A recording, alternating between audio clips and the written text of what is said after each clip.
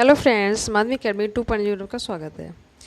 तो जीनोस सुपरटेड की जो टॉपिक वाइज सीरीज चल रही थी उसी के आगे हम आज का टॉपिक लेंगे कोशिका से अंग तंत्र तक, from cells to organ system. तो ऑब्जेक्टिव क्वेश्चन इसमें दो पार्ट में करेंगे। आज पार्ट 1 कर लेते हैं, बाकी करेंगे पार्ट 2 में। कोशिका से अंग तंत्र तक ये आपके सिलेबस में दिया हुआ है। तो चलिए बिना टाइम वेस्ट करते हैं आज का वीडियो करते हैं स्टार्ट। देखो, फर्स्ट क्वेश्चन है, कोशिका के विषय में कौन सा कथन सत्य है। मतलब 4 में से एक सही है, बाकी सब गलत हैं। तो कौन सा कथन सत्य है इसमें से? ये होगा आपका ऑप्शन ए। किसी ऊतक की कोशिका क्या होती है? समान। अब इसे डिटेल में देख लेते हैं।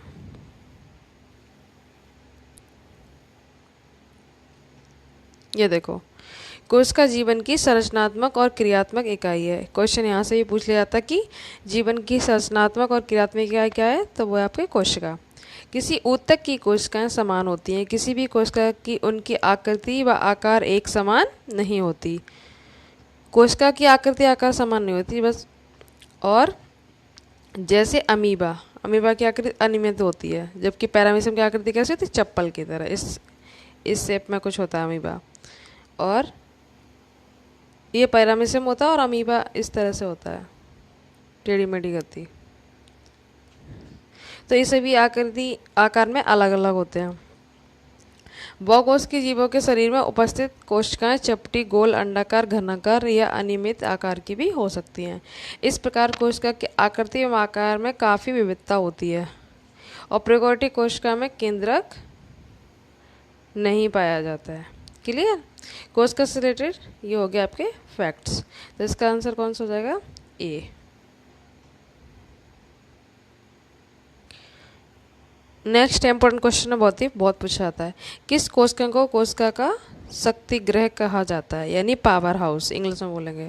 तो किसको कहते हैं? ये कहते हैं ऑप्शन डी, माइटोकॉन्ड्रिया को कोशिका का पावर हाउस कहा जाता है। क्यों कहा जाता है? क्योंकि इसमें जितनी भी क्रियाएं होती हैं वो सब इसी के अंदर होती हैं। ऑक्सीजन की उपस्थिति में जब भोजन का विखंडन होता है और उससे ऊर्जा निकलती है तो किस रूप में रहती है? वो एटीपी के रूप में संचित रहती है। इसीलिए माइटोकॉन्ड्रिया को कोशिका का पावर हाउस कहा जाता है और एटीपी को ऊर्जा का सिक्का कहते हैं। क्लियर? और एटीपी की फुल फॉर्म क्या होती है? Adenine triphosphate. और जो एडीपी होता है हमारा, इसकी फुल फॉर्म होती है एडेनो डाइफॉस्फेट। और एटीपी की क्या होती है? Adeno triphosphate. क्लियर? नेक्स्ट है, कोशिका में निम्न में से कौन सी पाचन थैली कहलाती है? ये भी खूब पूछा जाता है। तो लाइसोसोम को कहते हैं। अब लाइसोसोम से रिलेटेड फैक्ट देख लेते हैं।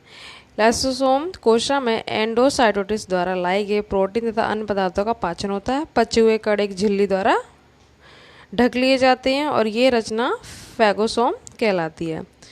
अब फैगोसोम और प्राथमिक लाइसोसोम एक हो जाते हैं। उसके बाद तथा लाइसोसोम के जो बिकर होते हैं, बिकर किसे कहते हैं? एंजाइम द्वारा, इसको एंजाइम कहते हैं हिंदी में। फैगोसोम द्वारा लाए गए कणों का पाचन होता है। भोजन की कमी के समय लाइसोसोम साइटोप्लाज्म में स्थित प्रोटीन, लिपिड, कार्बोहाइड्रेट का पाचन करते हैं और कोशिका भी विघटित हो जाती है। इसी कारण इसे आत्महत्या की थैली भी कहते हैं। ये इंपॉर्टेंट क्वेश्चन है कि इसे लाइसोसोम को क्या कहा जाता है? आत्महत्या की थैली या सुसाइड बैग भी कहते हैं।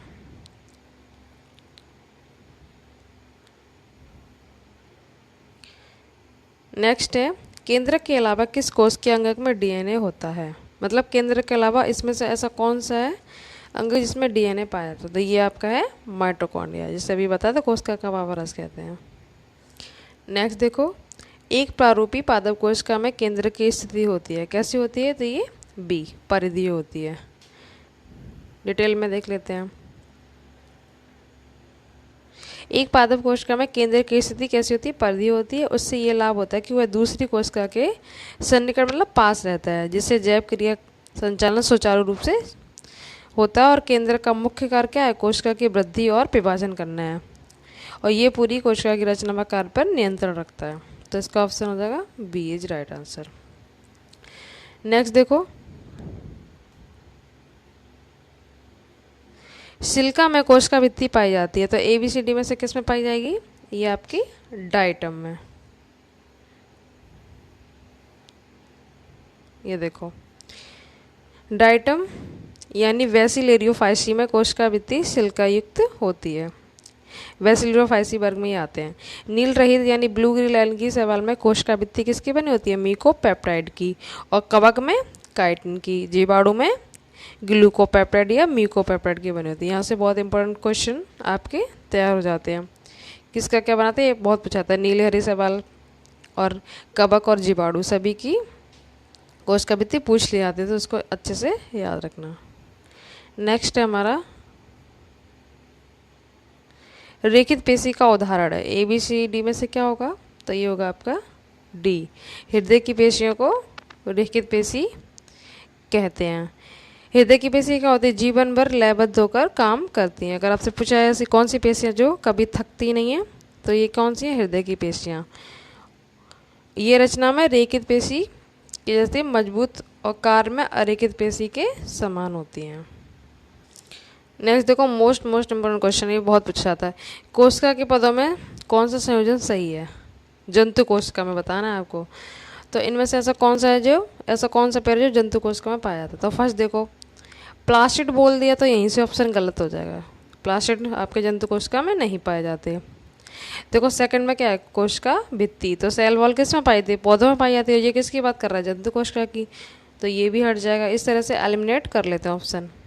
अब फोर्थ भी हट जाएगा क्योंकि यहाँ पर क्लोरोप्लास्ट बोल दिया है और हरित लवक, तो इसमें क्लोरोफिल पाया था जो कि जंतुओं में नहीं पाया जाता। अब बचा क्या ऑप्शन? ऑप्शन सी, यानी कोशिका झिल्ली, क्रोमोसोम, राइबोसोम और माइटोकॉन्ड्रिया, ये आपके जंतु कोशिका में पाया जाता है। बाकी ये तीनों पादप कोशिका में। क्लियर? ये बहुत इंपॉर्टेंट पूछा जाता है। नेक्स्ट देखो नीचे दिए गए जंतु कोशिका के आरेख में ए बी सी डी और डी के भाग का सही नामांकन है। ये कोई जंतु कोशिका है, इसमें से ए और बी और सी डी के सही नाम देने हैं। तो चलिए देख लेते हैं इसका आंसर। इसका आंसर क्या होगा? Option D. अब किस तरह से? ए हमारा क्या है? कोशिका झिल्ली, बी क्या है? रिक्तिका, सी केंद्रक और डी कोशिका द्रव। ये रहा। ये देखो बाहर की ओर है, तो ये ए क्या हो गया हमारी? ए आपका कहलाएगा कोशिका झिल्ली, और बी ये छोटे छोटे इस तरह से हैं, ये क्या कहलाएंगे? वैक्यूल रिक्तिका। और सी ये बड़ा सा ये क्या कहलाता है? केंद्रक। और डी इसके अंदर जो भरा है वो क्या कहलाएगा? साइटोप्लाज्म। क्लियर? यानी कोशिका द्रव। तो ये हो गया जंतु कोशिका का option D is right answer. Next हमारा कोशिकाओं से संबंधित निम्नलिखित पदों पर विचार कीजिए। तो ये भी आपको बताना कि कोशिकाओं से संबंधित इसमें कौन कौन से पेयर मैच होता है। तो ये आपका होगा फर्स्ट क्रोमोसोम, जीन और न्यूक्लियस यानी केंद्र का। तो ये तीनों ही आ जाएंगे। तो ये आपका C is right answer. Chromosome gene केंद्र का आदि कोशिका के केंद्रक के ही भाग होते हैं। 11 देखो इंपॉर्टेंट क्वेश्चन है ये भी। माइटोकॉन्ड्रिया किससे संबंधित? एटीपी से। एटीपी के रूप में ऊर्जा संचित रहती है। इसी तरह राइबोसोम का संबंध किससे होगा इसमें? एबीसीडी में से।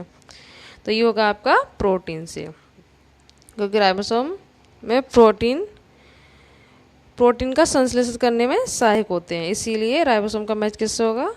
प्रोटीन से। तो आपका C is right answer. Next देखो असूत्री विभाजन में किस प्रावस्था में जीन विनिमय होता है, मतलब एक्सचेंज होता है? तो ये होता है आपका बी, स्थूलपट या पैकोटिन अवस्था में। इसमें क्या होता है? एक दूसरे में चेंज होता है यानी विनिमय होता है, जिसमें एक गुणसूत्र का तंतु दूसरे गुणसूत्र की जगह पे आ जाता है और दूसरे का गुणसूत्र जो होता है पहले गुणसूत्र की जगह पे स्थानांतरित हो जाता है। इसीलिए ये जीन विनिमय इसमें पाया जाता है। ये किसमें? पैकोटिन अवस्था में। जीन विनिमय का नाम है एक्सचेंज हो जाना। क्लियर? फर्स्ट वाले का सेकंड पे चला जाएगा और सेकंड वाले का फर्स्ट में आ जाएगा। नेक्स्ट देखो निम्न में से किस कोशिकांग का अन्य नाम पैलेट कण है? इन चारों में से किसे पैलेट कण कहते हैं? तो ये कहते हैं आपके राइबोसोम को। क्यों कहते हैं? क्योंकि राइबोसोम की खोज किसने की थी? पैलेट नामक वैज्ञानिक ने की थी। याद रखना है इसको।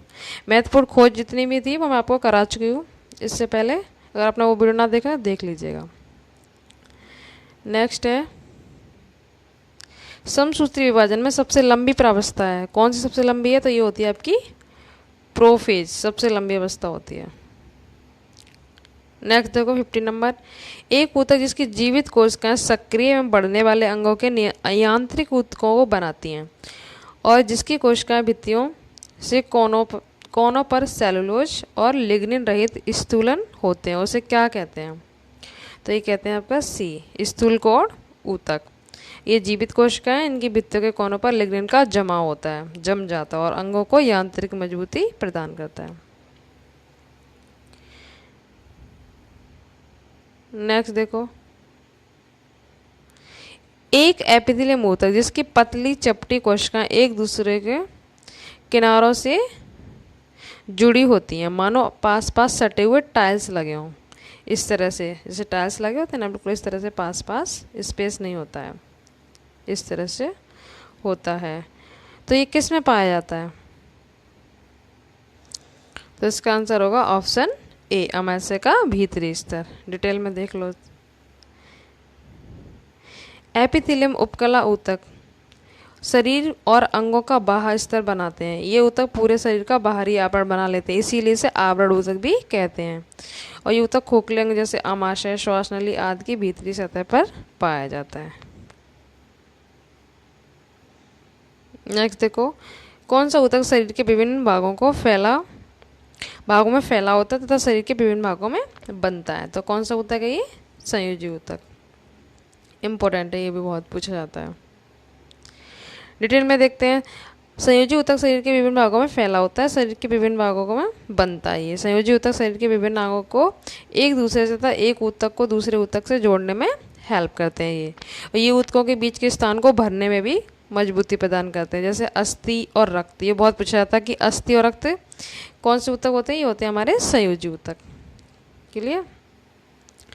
नेक्स्ट देखो, अभी कौन सा ऊतक है ये? तो इनमें से अभी आराम से कर लेंगे। अभी रक्त बताया, तो ये रक्त आपका एक संयोजी ऊतक होता है, तरल संयोजी। बहुत पूछा था एग्जाम में, याद रखना इसको। देखो टेट में पूछा गया ये। नेक्स्ट देखो, ये मोस्ट इंपॉर्टेंट है, बहुत पूछा था। वह ऊतक जो एक हड्डी यानी अस्थि को दूसरी हड्डी यानी दूसरी अस्थि से जोड़ता है। तो अस्थि को अस्थि से, ये होता है आपका स्नायु, इंग्लिश में बोलते हैं लिगामेंट। और एक आपका कंडरा होता है। देखो दोनों को देख लेते हैं, मोस्ट इंपॉर्टेंट है। वो है तो जो एक हड्डी को दूसरी हड्डी जोड़ता है, ये आपको बता ही दिया, स्नायु। और जो पेशी को अस्थि से जोड़ेगा वो कहलाएगा आपका कंडरा। कंडरा को टेंडन भी कहते हैं। मोस्ट इंपॉर्टेंट है, खूब पूछे जाते हैं, इसको अच्छे से याद रखना। एक बार और देख लेते, अस्थि को अस्थि से क्या जोड़ेगा? स्नायु। ठीक है, और अस्थि को मांसपेशी से कौन जोड़ेगा? कंडरा या टेंडन। ये कुछ इंपॉर्टेंट फैक्ट हैं जो पूछे जाते हैं। जटिल ऊतक कौन है? ये आपका जाइलम और फ्लोएम। ये कौन से ऊतक है? जटिल। पूछ लेते हैं जटिल है या सरल, तो ये जटिल ऊतक में आते हैं जाइलम और फ्लोएम। जाइलम क्या करता है? ये जल को जड़ों से पूरे भागों में ले आता है। फ्लोएम क्या करता है? ये खाद्य पदार्थों का स्थान करता है। ये भी खूब पूछा जाता है। अभी आगे और आएगा तो मैं और क्लियर कर दूँगी इसको। देखो ये दिया भी है, पानी और खनिज लवणों को जड़ व पौधे के अन्य भागों में कौन पहुँचाता है? जाइलम। तो जा से जाइलम, जैसे जल, इससे याद रखना। और पत्तियों से भोजन कौन पहुंचाता है? ये फ्लोएम। फ्लोएम कैसे याद रखो? फूड से। फूड मतलब खाना, फूड से आपका फ्लोएम हो जाएगा और जल से जाइलम। इस तरह से याद रखना इसको। चालनी नलिका किस में पाई जाती है? आपकी फ्लोएम में ही पाई जाती है। और इसको एधा करके भी पूछा जाता है, तो ये फ्लोएम ही हो जाएगा। नेक्स्ट है आपका पेशीय ऊतक कौन होता है? तो ये आपका रेखित, इसे कंकाल ऊतक भी कहते हैं। और ये आपके 3 प्रकार के होते हैं, पेशी, अरेखित और हृदय पेशी। नेक्स्ट है तरल संयोजी ऊतक, आपको बता ही दिया, रुधिर। खूब पूछा था ये भी। ये कोशिकांग और उनके उपनाम है, ये भी बहुत पूछे आते हैं, अच्छे से याद रखना। इसका स्क्रीनशॉट ले सकते हो आप। तो केंद्रक का उपनाम क्या है? इसे कोशिका का मस्तिष्क या नियंत्रण कक्ष भी कहते हैं। राइबोसोम को क्या कहते हैं? Protein factory. लाइसोसोम अभी मैंने आपको बताया था, आत्महत्या थैली या पाचक थैली कहते हैं लाइसोसोम, बहुत पूछा आता है। माइटोकॉन्ड्रिया को भी बता चुके हैं, पावर हाउस कहते हैं। हरित लवक को क्या कहते हैं? रसोई घर। और गोल्जी इकाई को क्या कहते हैं? Traffic police. और गोल्जी इकाई की खोज किसने की थी? कैमिलो गोल्जी ने। किसने की थी? कैमिलो गोल्जी ने। इसे ट्रैफिक पुलिस के नाम से भी जानते हैं। और राइबोसोम की किसने की थी? पैलेट ने, इसे पैलेट कट भी कहते हैं। केंद्रक की खोज किसने की थी? रॉबर्ट ब्राउन ने। क्लियर। अब क्वेश्चन देख लेते हैं। पादप कोशिका में जीव द्रव्य कुंचन का कारण क्या है? ये आपका बहिःपरासरण।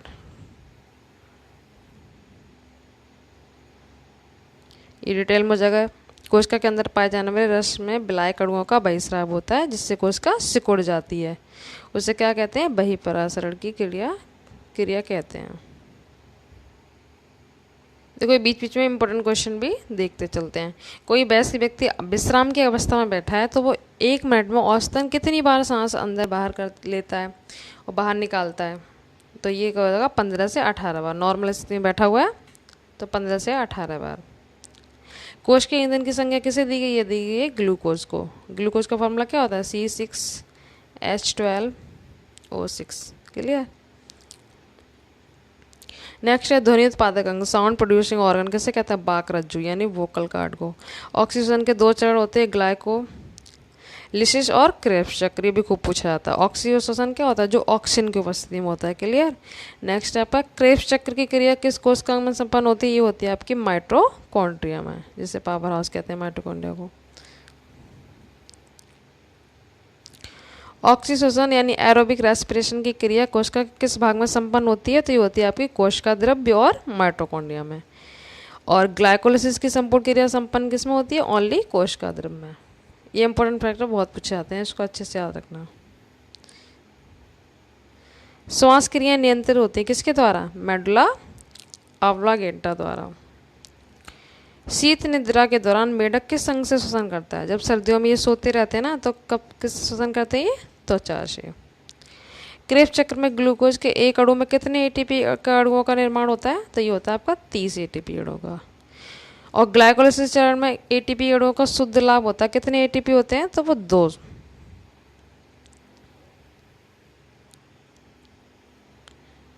नेक्स्ट देखो, किस कोशिकांग को कोशिका का मास्टर कहा जाता है? तो ABCD में से कौन सा आंसर होगा? अब तो आप कर लोगे इसको। ABCD में से क्या होगा कोशिका का मास्टर? ये होगा आपका D, नाभिक। नेक्स्ट देखो 21, किस कोशिका को कोशिका का मास्टर कहा जाता है? तो ये कहते हैं नाभिक को। ये तो आपको बता ही दिया, रिपीटेशन हो गया। नेक्स्ट देखो, निम्न में से किस कोशिका को कोशिका का प्रोटीन कारखाना कहा जाता है? तो ये किसे कहते हैं? Protein factory. ये कहते हैं राइबोसोम को। देखो डिटेल में, राइबोसोम सजीव कोशिका के कोशिका द्रव्य यानी साइटोप्लाज्म में स्थित बहुत ही सूक्ष्म कण होते हैं, छोटे छोटे। ये प्रोटीन संश्लेषण में सहायक होते हैं, इसीलिए इसे कोशिका के प्रोटीन की फैक्ट्री कहा जाता है। और राइबोसोम को पैलेट कर भी कहते हैं, याद रखना। इसकी खोज पैलेट ने की थी। नेक्स्ट देखो, निम्न में से कौन सा कोशिकांग केवल पशु कोशिका में पाया जाता है? तो पशु कोशिका में कौन सा पाया जाता है? तो ये होगा आपका लाइसोसोम। बाकी सब किस में पाए जाते हैं? पादप कोशिका में। आप जंतु कोशिका पशु कोशिका में कंफ्यूज नहीं होना है, क्लियर रखना इसको अच्छे से।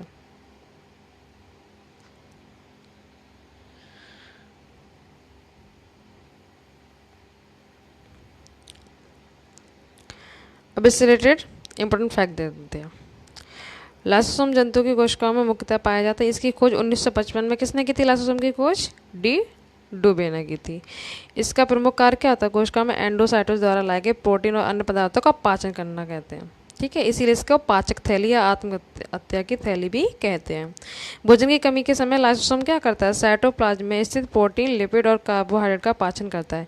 इसी कार्य से आत्महत्या की थैली भी कहते हैं, आपको बता चुकी हूँ। और खोज याद रखना 1955 में किसने की थी? डी डुबे ने।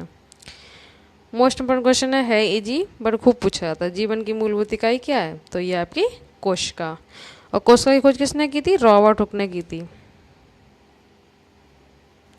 और डेट और बता देती हूँ, कब की थी? 1655 में रॉबर्ट हुक ने इसकी खोज की थी कोशिका की। सॉरी 55 नहीं है, 1665 में। क्या है? 1665 में खोज की थी रॉबर्ट हुक ने कोशिका की। नेक्स्ट देखो, शरीर में लगी चोट की मरम्मत के लिए किस प्रकार की कोशिका विभाजन का प्रयोग किया जाता है? तो ये होता है केवल समसूत्रण का।